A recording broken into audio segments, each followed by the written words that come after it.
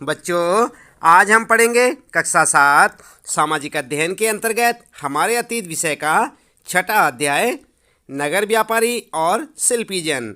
हम आपको बताएंगे इस पाठ से संबंधित प्रश्नों के उत्तर, लेकिन इस पाठ को एक बार अच्छे से पढ़ लें ताकि आपको पूरा पाठ अच्छे से समझ आ जाए और यहाँ पर जो आपको प्रश्नों के उत्तर बताए जाएंगे वे भी आप अच्छे से समझ सकें। तो आप लगातार जुड़े रहें हमारे साथ और देखते रहें अपने इसी प्रकार प्रत्येक पाठ के प्रश्न उत्तर। तो चलिए शुरू करते हैं नगर व्यापारी और शिल्पी जन पाठ के प्रश्न उत्तर। पाठ के आंतरिक प्रश्नों के उत्तर यहाँ पर जैसे कि आप देख सकते हैं। सबसे पहला प्रश्न है यहाँ पर, आपके मत से लोग तंजावुर को एक महान नगर क्यों मानते थे? और ये मिलेगा आपको बच्चों, ध्यान दें आप 76 नंबर पेज पर देखेंगे आप पाठ के बीच में। तो यहाँ पर जो है 76 नंबर पेज पर आपको इस प्रकार से एक प्रश्न देखने को मिलेगा। इसका उत्तर आप क्या लिखेंगे? उत्तर लिखेंगे आप, तंजावुर चोल राजाओं की राजधानी थी। वर्ष में 12 महीने बहने वाली कावेरी नदी इस सुंदर नगर के पास बहती है। इस नगर में सुंदर और भव्य कई ऐतिहासिक इमारतों का निर्माण हो चुका था। इस नगर में मंदिर के अलावा अनेक राजमहल थे जिनमें कई मंडप बने हुए थे। राजा लोग इन मंडपों में अपना दरबार लगाते थे। नगर उन बाजारों की हलचल से भरा हुआ था। तंजावुर एक मंदिर नगर का भी उदाहरण है। मंदिर नगर नगरीकरण का एक अत्यंत महत्वपूर्ण प्रतिरूप प्रस्तुत करते हैं। ठीक है बच्चों, तो इस प्रकार से आप अपने इस पहले प्रश्न का उत्तर लिख सकते हैं और इसे याद भी करें। इसके बाद बच्चों आता है आपका दूसरा प्रश्न, और दूसरे प्रश्न में पूछा गया है, आपके विचार से इस प्रविधि के प्रयोग लुप्त मोम तकनीकी के क्या क्या लाभ थे? और ये प्रश्न आपको मिलेगा 77 यानी कि 77 नंबर पेज पर देखेंगे आप अपनी किताब के। और उत्तर क्या लिखेंगे? इसका उत्तर लिखेंगे, लुप्त मोम तकनीकी के अंतर्गत सर्वप्रथम मोम की एक प्रतिमा बनाई जाती थी। इसे चिकनी मिट्टी से पूरी तरह लीपकर सूखने के लिए छोड़ दिया जाता था। जब वह पूरी तरह सूख जाती थी तो उसे गर्म किया जाता था और उसके मिट्टी के आवरण में एक छोटा सा छेद बनाकर उसे छेद के रास्ते सारा पिघला हुआ मोम यानी कि उस छेद के रास्ते सारा पिघला हुआ मोम बाहर निकाल दिया जाता था। फिर चिकनी मिट्टी के खाली सांचे में उसी छेद के रास्ते पिघली हुई धातु भर दी जाती थी। जब वह धातु ठंडी होकर ठोस हो जाती थी तो चिकनी मिट्टी के आवरण को सावधानीपूर्वक हटा दिया जाता था। इस विधि से किसी भी प्रतिमा को सस्ता और सुंदर बनाया जाता था तथा इस प्रतिमा में काफ़ी चमक भी होती थी। प्रतिमा मिट्टी और मोम से बने होने के बावजूद भी काफ़ी मजबूत होती थी। तो इस प्रकार से आप इस प्रश्न का उत्तर लिख सकते हैं। ये था बच्चों आपका दूसरा प्रश्न और उसका उत्तर आप इस प्रकार से लिखेंगे। इसके बाद बच्चों बात करते हैं यहाँ पर तीसरा प्रश्न है आपका। तीसरे प्रश्न में पूछा है, आज बाजार पर लगने वाले करों के बारे में कुछ और जानकारी प्राप्त करें। इन्हें कौन इकट्ठा करता है, वे किस प्रकार वसूल किए जाते हैं और उनका प्रयोग किस काम के लिए होता है? और ये प्रश्न कहाँ मिलेगा आपको बच्चों?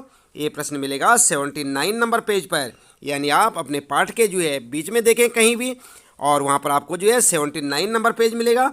79 नंबर पेज पर आपको इस प्रकार से एक प्रश्न मिलेगा जिसका उत्तर हम आपको बता रहे हैं। क्या लिखेंगे आप? उत्तर लिखेंगे बच्चों, बाजार में लगने वाले कर बिक्री कर हैं। इन्हें सरकार के आयकर विभाग के अधिकारी और कर्मचारी वसूल करते हैं। ये कर विक्रेताओं से वसूल किए जाते हैं। इन करों का प्रयोग प्रशासनिक कार्यों, विकास कार्यों और लोक कल्याणकारी कार्य के लिए किया जाता है। तो इस प्रकार से आप इस अपने प्रश्न का उत्तर लिखेंगे। आपका ये प्रश्न है तीसरा और यह है इसका उत्तर, जहाँ पर करों के बारे में बात की जा रही है। इसके बाद बच्चों यह है आपका चौथा प्रश्न और चौथे प्रश्न में पूछा गया है, आपके विचार से हम्पी नगर किलेबंद क्यों था? ठीक है बच्चों, और यहाँ पर जो है ये प्रश्न मिलेगा आपको, ध्यान दें 83 यानी कि 83 नंबर पेज पर देखेंगे आप अपनी किताब के। वहाँ पर आपको इस प्रकार से एक प्रश्न मिलेगा, आपके विचार से हम्पी नगर किलेबंद क्यों था? और उत्तर क्या लिखेंगे आप? उत्तर लिखेंगे, हम्पी नगर विजयनगर साम्राज्य की राजधानी थी। विजयनगर साम्राज्य की राजधानी होने के कारण सुरक्षा की दृष्टि से इस नगर को किलेबंद किया गया था, जिससे कि यह नगर बाहरी आक्रमण से सुरक्षित रह सके। तो इस प्रकार से आप अपना उत्तर लिखेंगे।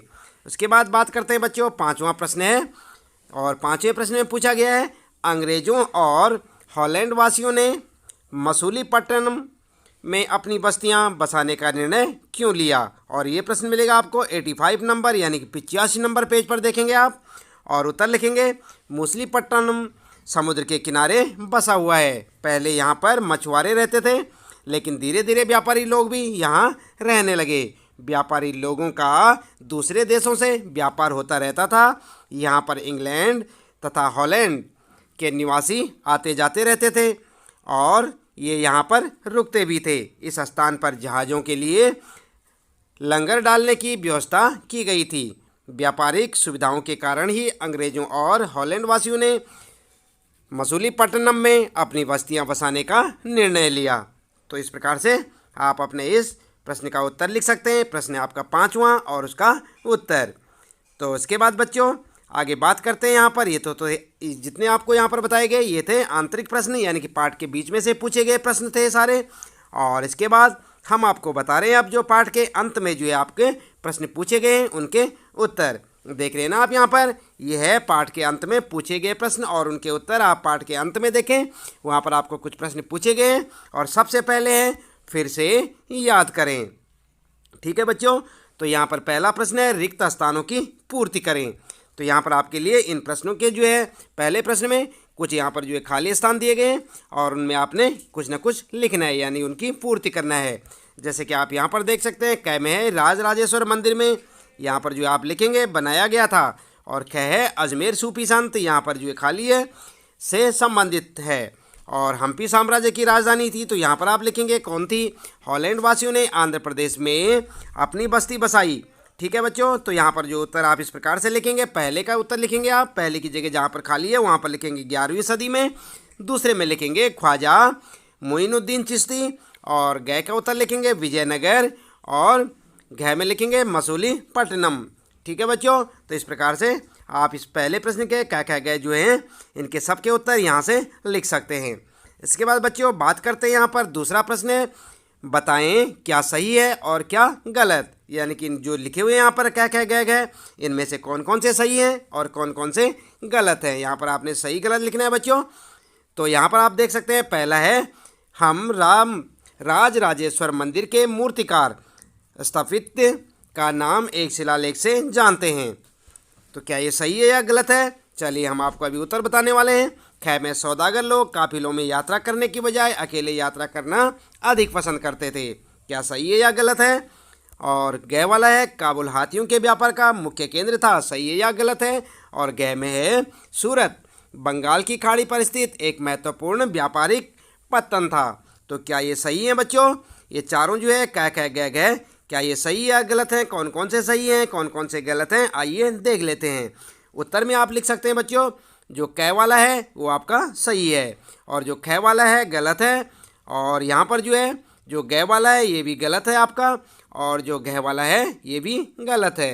तो ठीक है बच्चों, तो 3 गलत हैं पीछे के, आगे का एक सही है। तो यहाँ पर आप प्रश्न में कर सकते हैं। आगे जो है फर्स्ट वाला सही है और जो ख जो है यहाँ पर जो है ख ग और घ हैं ये तीनों के तीनों गलत हैं। ठीक है बच्चों, तो आप समझ गए होंगे। इसके बाद अगला प्रश्न है तंजावुर नगर को जल की आपूर्ति कैसे की जाती थी। तीसरा प्रश्न है बच्चों तंजावुर जो नगर था उसको जो है जल की आपूर्ति कैसे की जाती थी यानी कहाँ से उसको जल प्राप्त होता था। उत्तर लिखेंगे तंजावुर नगर को जल की आपूर्ति कुओं और तालाबों द्वारा की जाती थी। ठीक है बच्चों। और चौथा प्रश्न है मद्रास जैसे बड़े नगरों में स्थित ब्लैक टाउन्स में कौन रहता था। तो उत्तर लिखेंगे आप इस चौथे प्रश्न का। उत्तर लिखेंगे ब्लैक टाउन्स में भारतीय व्यापारी शिल्पकार औद्योगिक मजदूर एवं अन्य क्षेत्रों में काम करने वाले मजदूर तथा कर्मचारी रहा करते थे। और इसके बाद आगे है आपके लिए आइए समझें। और पांचवा प्रश्न है यहाँ पर आपके विचार से मंदिरों के आसपास नगर क्यों विकसित हुए। तो उत्तर लिखेंगे बच्चों आप। उत्तर लिखेंगे मंदिरों के आसपास नगरों के विकसित होने के मुख्य कारण क्या क्या थे। इस तरह से लिखेंगे आप नंबर 1 2 3 करके। पहला लिखेंगे मंदिर के कर्ता धर्ता मंदिर के धन को व्यापार एवं साहूकारी में लगाते थे। दूसरा लिखेंगे सने सने यानी कि धीरे धीरे समय के साथ बड़ी संख्या में पुरोहित, पुजारी, कामगार, शिल्पी, व्यापारी आदि मंदिर तथा उसके दर्शनार्थियों एवं तीर्थयात्रियों की आवश्यकताओं को पूरा करने के लिए मंदिर के आसपास बसते गए। और तीसरा लिखेंगे आप, तीसरा, मंदिर के दर्शनार्थी भी दान दक्षिणा दिया करते थे तथा राजा द्वारा भी भूमि एवं धन अनुदान में दिए जाते थे। इससे मंदिर के पुजारियों की आजीविका चलती थी। और चौथा पॉइंट लिखेंगे, तीर्थ यात्रियों और पुरोहित पंडितों को मंदिर प्रशासन द्वारा भोजन कराया जाता, जिससे मंदिर के पास साधु संत और पुरोहित पंडितों को आवास स्थान बन गया था। ठीक है बच्चों, तो पुरोहित पंडितों का आवास स्थान बन गया था। इस प्रकार से आप जो है यहाँ पर जो है इस प्रश्न का उत्तर लिखेंगे कि आपके विचार से मंदिरों के आसपास नगर क्यों विकसित हुए। इसीलिए हुए बच्चों। यहाँ पर जो 4-5 पॉइंट जो आपको दिए हुए हैं, आप इन्हें अपनी नोटबुक में लिखेंगे। यहाँ पर है आपके लिए ये छठा प्रश्न, और इसमें पूछा गया है मंदिरों के निर्माण तथा उनके रख रखाव के लिए शिल्पीजन कितने महत्वपूर्ण थे। तो यहाँ पर उत्तर लिखेंगे, मंदिरों के निर्माण तथा उनके रख रखाव के लिए शिल्पीजन निम्न कारणों से महत्वपूर्ण थे। नंबर 1, मंदिरों के निर्माण के लिए शिल्पी काफ़ी महत्वपूर्ण थे। शिल्पियों में सुनार, कसेरे, लोहार, राजमिस्त्री और बढ़ई शामिल थे। ठीक है बच्चों, ये जो है धातुओं से जो कारीगरी करते हैं उनको क्या कहते हैं, शिल्पी। और इसके बाद जो है दूसरा पॉइंट लिखेंगे आप, शिल्पकार मंदिरों को सुंदर बनाने में काफ़ी महत्वपूर्ण भूमिका निभाते थे। शिल्पकार ही मंदिरों के विभिन्न भागों को निर्मित करते थे। इसके बाद जो है तीसरा पॉइंट लिखेंगे, मंदिरों को कलात्मक रूप से सजाने का कार्य शिल्पकार ही करते थे। तो इस प्रकार से आप अपने इस प्रश्न का उत्तर लिख सकते हैं। इसके बाद बच्चों बात करते हैं, यहाँ पर प्रश्न है 7वां, लोग दूर दूर के देशों प्रदेशों से सूरत क्यों आते थे। उत्तर लिखेंगे, सूरत में लोगों के दूर दूर प्रदेशों से आने के मुख्य कारण निम्नलिखित थे। नंबर 1, सूरत अरब सागर के तट पर स्थित एक बंदरगाह था जहाँ से पश्चिमी एशिया के देशों से व्यापार होता था। ठीक है बच्चों।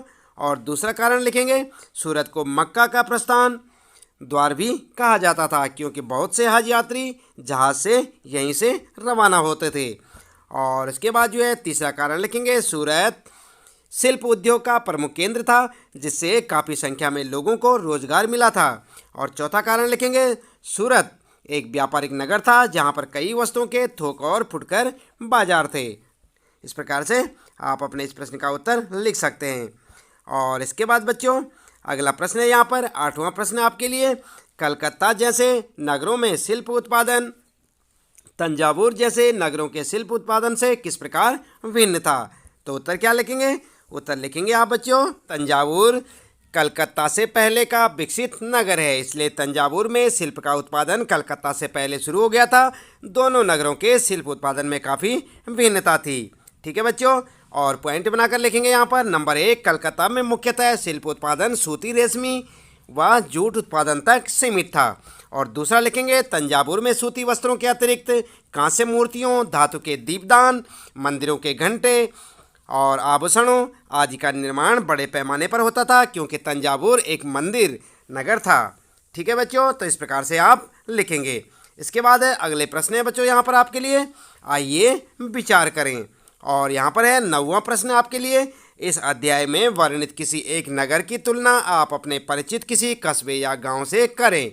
क्या दोनों के बीच कोई समानता या अंतर है।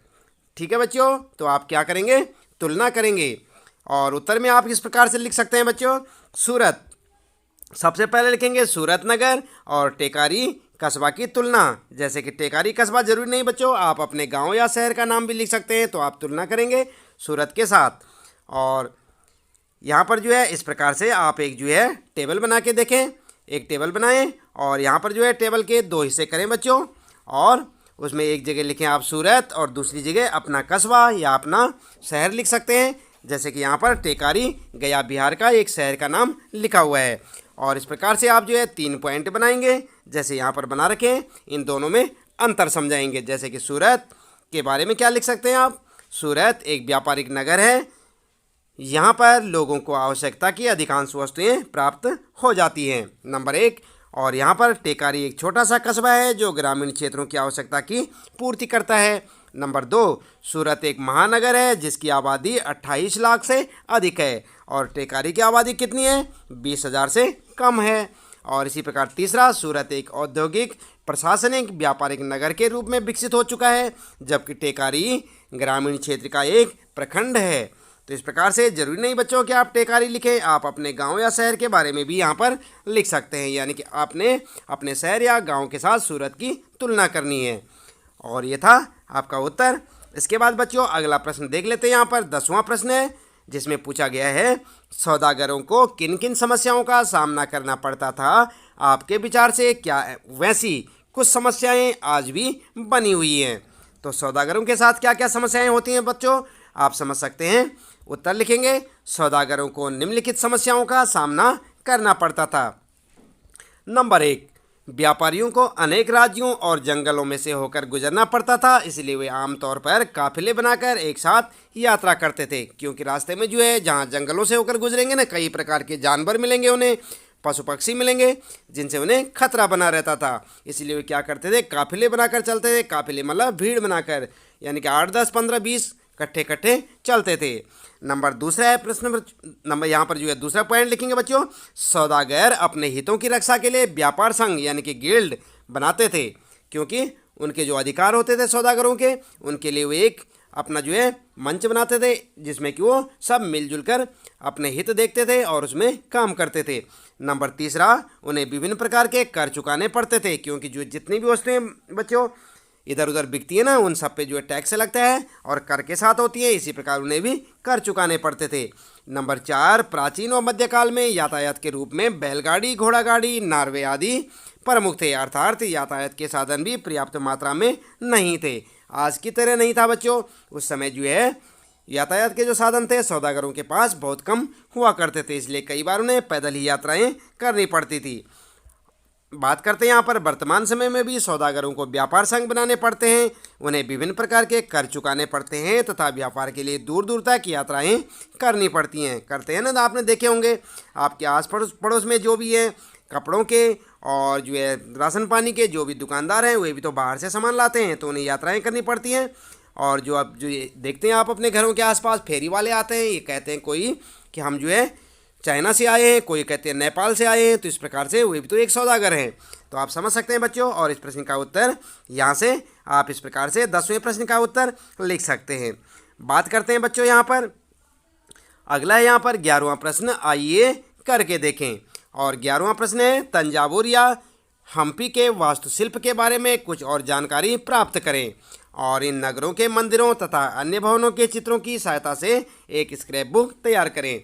तो बच्चों ये काम तो सिर्फ आपका है, आप इसमें क्या करेंगे, एक स्क्रैप बुक बनाएंगे और तंजावुर और हम्पी के जो है वास्तुशिल्प के बारे में और अधिक जानकारी आप चाहे तो नेट से प्राप्त कर सकते हैं या कहीं अपने बड़े बुजुर्गों से और लोगों से पूछ सकते हैं जिन्होंने जो है इस बारे में जिनको अधिक जानकारी आपसे अधिक हो, और चित्र बनाएं और स्क्रैप बुक में तैयार करेंगे। तो इसका प्रश्न का उत्तर बच्चों आप जो है स्वयं करें, जैसे कि आप यहाँ पर देख सकते हैं। और इसके बाद जो है अगला प्रश्न है बच्चों 12वां प्रश्न है, किसी वर्तमान तीर्थ स्थान का पता लगाएं और बताएं कि लोग वहाँ क्यों जाते हैं, वहाँ क्या करते हैं, क्या उस केंद्र के आसपास दुकानें हैं और वहाँ क्या खरीदा और बेचा जाता है। तो आप समझ सकते हैं बच्चों, किसी तीर्थ स्थान का नाम आपने लिखना है, चाहे तो आप के क्षेत्र में जो भी तीर्थ स्थान हो जहाँ पर लोग जो है घूमने जाते हो या तीर्थ स्थान में नहाने के लिए जाते हो, जैसे हरिद्वार है। तो इस प्रकार से किसी तीर्थ स्थान का जो है आप पता लगाएं कि लोग वहाँ पर क्यों जाते हैं और वहाँ पर उस के आसपास जो है जो हरिद्वार है, जैसे कि मैंने आपको बताया हरिद्वार के आसपास वहाँ पर जो है तीर्थ के आसपास दुकानें हैं कि नहीं है और उनसे लोग क्या खरीदते हैं और उनमें क्या बेचा जाता है, ये सब जानकारियाँ आप जो है स्वयं से जुटाएं। इसलिए इस प्रश्न का उत्तर भी आप बच्चों स्वयं से बनाकर लिख सकते हैं। इसके साथ ही इस पाठ से संबंधित प्रश्नों के उत्तर पूरे समाप्त होते हैं। उम्मीद है कि आपको ये सारे प्रश्न और उनके उत्तर अच्छे से समझ आए होंगे। तो इसके साथ ही लेते हैं आपसे विदा बच्चों, मिलेंगे फिर अगली वीडियो में अगले पाठ के साथ।